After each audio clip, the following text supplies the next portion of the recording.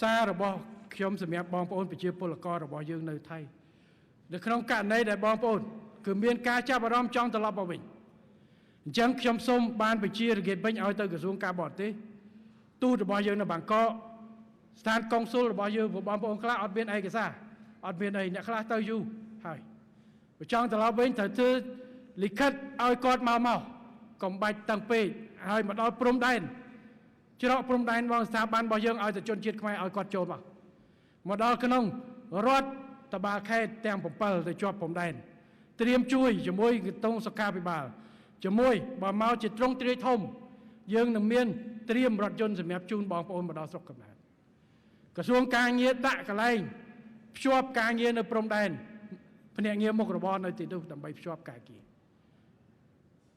ក្នុងករណីបងប្អូនដែលបោះយើងត្រៀមលក្ខណៈជួយបាទព្រោះឥឡូវកម្ដៅនៃជាតិនិយមនៅប្រទេសថៃកន្លែងខ្លះចាប់ផ្ដើមបំផុសនៅការរើសអើងបំផុសនៅការមើលងាយមើលស្រាលប្រជាពលរដ្ឋយើងនៅទីនោះបាទប្រជាជនខ្មែរជាប្រជាជនស្លូតត្រង់